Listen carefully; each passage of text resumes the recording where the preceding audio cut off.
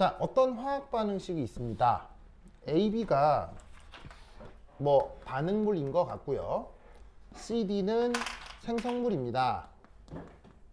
앞에 소문자로 써놓은 A, B, C, D는 화학 양론 계수고요. 그래서 평형상수라고 하는 것을 기호 K로 표현을 하는데 저 녀석이 유도가 되는 그 물리학적 과정이 있거든요. 근데 그거는 잠깐 뭐 미뤄두고 우선 결론만 말씀을 드리면 그 평형상수가 이런 꼴로 표현됩니다. 이때 여기 소문자 A로 쓴 건 활동도입니다. 그래서 이제 의미가 뭐냐면 여기에 있는 반응물들과 생성물들의 저 반응물 농도, 반응물의 활동도, 그 다음에 반응물의 활동도에 각각의 화학 양론 개수만큼 거듭 제곱을 하고, 생성물들도 마찬가지로 활동도 표시를 하고 그 화학 양론 개수만큼 거듭 제곱을 한 농도 B, 무슨 말인지 알겠어요? 요걸로 뭐를 표현한다? 평형상수를 표현하는 겁니다. 그래서 저것이 평형상수의 정의다. 무슨 말인지 알겠죠? 그리고 이때 이 반응물들과 생성물들의 활동도는 언제의 활동도냐면 여기 EQ라는 아래첨자 보이죠? 요 EQ는 뭐 줄임말이냐면 이퀄리브리엄의 줄임말입니다. 아시겠죠? 이걸 우리말로 뭐라고 번역해? 평형이라고 번역을 하는 건데 바로 평형 상태에 놓여 있는 반응물들과 생성물들 각각의 활동도, 거기에 개수만큼의 거듭 제곱, 아시겠죠? 이런 식의 비로 표현된 것이 바로 평형상수의 원래 정의입니다. 그러면 이때 우리가 평형 상태다 라고 하는 것은 어떻게 표현되느냐? 우선 평형 상태는 첫 번째 가역적입니다. 가역적, 알겠죠? 자, 가역적의 가짜가 무슨 뜻입니까? can, 알겠죠? 가능할 때의 가짜입니다. 아시겠죠? 그 다음에 역은 뭐예요? 역반응. 즉, 역반응도 가능하다라는 의미가 바로 화학 평형의 의미인 거예요. 즉 뭐냐면 물질 AB가 반응해서 CD만 되는 게 아니라 CD가 반응해서 다시 AB가 될 수도 있다는 뜻인 거예요. 무슨 말인지 알겠죠? 그래서 평형 상태는 항상 정반응만 가능한 게 아니라 역반응도 가능하다라는 개념에서 나오는 거예요. 그러면 이 역반응도 가능한 건 언제 가능하냐? 엄밀한 의미로 전 우주에서 벌어지는 모든 변화에 대해서는 역반응이 가능합니다. 물론 그 차이가 있을 뿐이지 역반응이 심하게 많이 되는 것들도 있고 역반응이 굉장히 극소만 이루어지는 것들도 있고, 하지만 결론적으로는 항상 이래요. 완벽하게 100%다 진행되는 반응도 없고요. 절대 안 되는 변화도 없어요. 무슨 말인지 알겠죠? 그러니까 이 전 우주는 항상 어느 정도 정반응도 되고 어느 정도 역반응도 되고, 그래서 만들어진 개념이 평형이다. 그러면 어느 순간 정반응도 쭉 진행됐다가 역반응도 쭉 진행됐다가 라고 하면 어떤 일이 벌어지느냐? 어느 순간 거시적 변화가 사라집니다. 자, 거시적 변화가 사라진다. 무슨 말이에요? 바로 평형 상태에서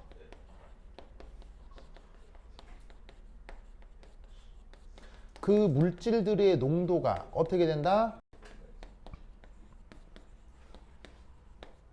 일정하게 유지되는 상황이 나타나기 시작하는 것을 거시적 변화가 없다라고 표현한 거예요. 뭔 말인지 아시겠죠? 알겠죠? 그래서 그럴 때의 활동도를 AAEQ, ABEQ라고 쓴 거예요. 아시겠죠? 그래서 물질들의 거시적 농도 변화가 없을 때 각 물질들의 활동도 활동도 B를 평형상수로 둔 것이다. 그런데 이 평형상수를 조금 편리하게 표현해 보고 싶어요. 그래서 정의에 입각한 평형상수를 요런 꼴로 바꿀 수 있다는 거 아시겠죠? 요런 꼴로.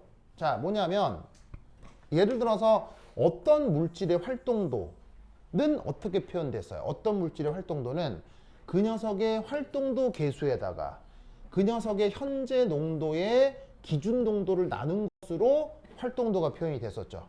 그것을 A에 대해서 B에 대해서 C, D에 대해서 각각 적용을 하면 요렇게 나누어 표현을 할 수 있을 거다, 이런 말이죠. 뭔 말인지 알겠죠? 그래서 이게 활동도를 표현하는 방법인데, 아니 활동도란다. 평형상수를 원리적으로 표현하는 방법인데, 근데 앞서 뭐라고 그랬냐면 특히나 요런 활동도 계수들 이거 알아내기 쉽다 그랬어요? 알아내기 어렵다 그랬어요? 알기 매우 어렵다고 했죠. 그래서 편의상 어떡한다? 요 부분을 그냥 통으로 1로 잡아버리는 거예요. 어차피 알기 어려운 값인데 기본적으로 활동도 계수들은 0에서 1 사이 값이라고 했잖아요. 그러면 위쪽에서 아래쪽 나누면 값이 비슷해지면서 전체적으로 1 근처가 될 거야 라고 가정을 해주는 거예요. 그래서 이 활동도 계수만 없애버리는 거지. 그리고 여기에 있는 기준 농도라고 하는 것들도 사실 다 값이 뭐예요? 1, 1, 1, 1이잖아요. 그럼 1, 1, 1, 1 놓고 남는 건 뭐만 남아요? 바로 평형 상태의 물질들의 농도들만 근사적으로 남는 거예요. 아시겠죠? 그리고 여기서 그냥 1로 나눠준 게 아니라 그 단위까지 같이 나눠준 거잖아요. 그래서 이런 식으로 표현할 때 요놈에다가 뭐라고 속성을 부여하냐면 뭐가 없다? 단위가 없다 라고 속성 부여를 해주는 거예요. 아시겠죠? 그래서 원래 평형상수는 이건데 얘를 근사적으로 표현한 이 녀석 얘를 뭐라고 부른다? Empirical Equilibrium Constant라고 합니다. 자, 얘 이름은 뭐라고요? 얘 이름은 Equilibrium Constant예요. 얘 이름은 아시겠어요? 얘 이름은 Equilibrium Constant라고요. 아시겠죠? 이건 Equilibrium Constant인데 얘는 Empirical Equilibrium Constant예요. 무슨 이 차이를 아시겠죠? 그래서 Equilibrium Constant는 수학적으로 완벽하게 정의된 평형상수고 얘를 근사적으로 표현한 것을 Empirical Equilibrium Constant라고 하는 거예요. 그런데 공교육 과정에서 가리키는 평형상수는 사실 이쪽인 거죠. 그러니까 수능이나 아니면 뭐 보통의 그 뭐냐면 문제들에서 가리키는 평형상수는 이 Empirical Equilibrium Constant를 가지고 그냥 평형상수다라고 가리키는 거예요. 무슨 말 알겠죠? 이 Empirical 우리말로 번역하면 바로 경험적인 혹은 실험적인 요런 식으로 번역을 합니다. 아시겠죠? 그리고 이 녀석은 원래 평형상수의 근사적 표현이라는 것도 같이 알아두시기 바랍니다. 알겠죠? 그리고 이때 이 Empirical Equilibrium Constant에 여기 아래 첨자 C라고 되어 있는 거 보이시죠? 요거는 뭐 줄임말? 여기 아래 첨자 C라고 들어가 있는 거 보이죠? 요거 뭐 줄임말? 바로 concentration. 요거 줄임말입니다. concentration.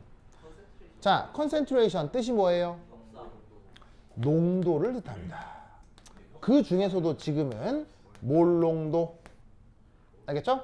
자, 여기 이 평형상수 표현 보시면 여기 대괄호로 표현된 게 다 뭐예요? 대괄호로 표현된 게 A, B, C, D의 몰 농도를 대괄호로 표현하고 있죠. 그래서 이 경험 평형상수를 지금 몰 농도들의 농도비로 표현하고 있기 때문에 농도 표현이다라는 뜻으로 이 아래 첨자 C를 써주고 있는 거예요. 무슨 말인지 알겠죠? 그래서 앞으로 우리가 주로 다루게 될 평형상수는 이쪽이다. 무슨 말인지 알겠죠? 그런데 우리가 또 주로 다루게 되는 시스템 중에 하나가 어떤 상태? 기체 상태. 이 기체 상태에서 이 Empirical Equilibrium Constant가 약간 변형이 됩니다. 자, 어떻게? 요렇게. 기체상이니까 관련되어 있는 모든 반응물들과 생성물들이 만약 이런 식으로다가 기체인 경우를 한번 생각해 보자고요. 그럼 여러분 기체와 관련해서 가장 유명한 수식이 뭡니까? 바로 기체 상태의 방정식이 되겠죠. 그럼 이 기체 상태 방정식에서 요런 꼴의 변형 가능하겠죠? PV는 nRT. 그죠? 그러면 여기서 N이 뭡니까? 몰수죠. V가 뭡니까? 부피죠. 그럼 해당 물질의 몰수를 부피로 나누었다. 그걸 뭐라고 생각해도 되겠어요? 몰농도로 생각해도 되겠죠. 그래서 기체 성분의 몰농도를 뭐로 표현할 수 있다? 압력 나누기 RT로 표현할 수 있다. 이런 말이죠. 아시겠죠? 그래서 기체 성분의 압력은 그 기체 성분의 몰농도와 이런 수리적 관계가 있다. 됐죠? 이해하셨습니까? 그러면 이때 요 주어져 있는 이 반응에 대한 농도 평형상수 표현을 하면 농도 평형상수는 원래 이 녀석이니까 그걸 지금 그대로 쓴 거예요. 아시겠죠? 그런데 방금 말씀드렸다시피 몰농도는 여기에 있는 요 부분합과 이런 수리적 관계가 있잖아요. 그래서 요 몰농도 각각에다가 이런 표현을 만들어서 집어넣어 주는 거예요.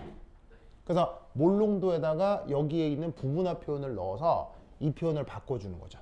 그러면 조금 더 정리가 되면 얘를 이런 식으로 바꿀 수 있죠. 이때 여기에 있는 이만큼을 요렇게 치환해 주는 거예요. 됐죠? 이럴 때 이 아래첨자 P는 뭘까요? 바로 압력을 뜻하는 겁니다. 영어 단어 프레셔 아시겠어요? 그래서 압력 관점의 평형상수를 라고 해서 KP라고 쓰고 그 평형상수를 평형 상태에서의 물질들의 부문합 비로 표현을 하고 있는 거죠. 그래서 이 기체와 관련해서는 농도 평형상수와 압력 평형상수 사이에 이런 수리적 관계가 있는데 이런 것들이 시험에 한 번씩 나오니까 이 표현들도 같이 잘 기억해 두시기 바랍니다. 됐죠? 그 다음 이 평형상수는 누구와 아주 밀접한 관련이 있느냐? 바로 온도입니다. 그래서 이 평형상수와 온도가 무슨 수리적 관계가 있느냐? 굉장히 중요합니다. 굉장히 중요한데 1학년 때는 안 합니다. 1학년 때는 안 합니다. 그래서 우선 평형상수가 온도와 관계가 있다라는 정도만 우선 알아두시고요. 알겠죠? 만약에 학교에서 추가적으로 한다고 하면 그때 다시 언급토록 하겠습니다. 그래서 이 온도는 평형상수를 변형시킬 수 있는 유일한 변수입니다. 즉 유일한 변수이기 때문에 온도가 일정하다고 하면 평형상수는 변한다 안 변한다? 절대 변하지 않습니다. 그럼 역으로 온도가 변하면 어떻게 되겠습니까? 평형상수도 변할 수 있다는 얘기죠. 그런데 이 온도가 변할 때 평형상수가 변하는 방법이 약간 좀 독특한데 이 내용에 대해서는 뒤에서 르 샤텔리에 원리 라고 하는 내용이 있는데 그거를 통해서 온도가 변할 때 평형상수가 어떻게 변하는지에 대해서는 약간 정성적으로 뒤에서 다시 얘기하도록 하겠습니다. 알겠죠? 요거와 관련해서 정량적인 수식들이 있는데 그거는 이번 텀에 얘기하지 않고 간단한 정성적 표현만 수능 수준에서 나오는 내용 정도로 말씀을 드리도록 하겠어요. 됐죠? 오케이. 따다.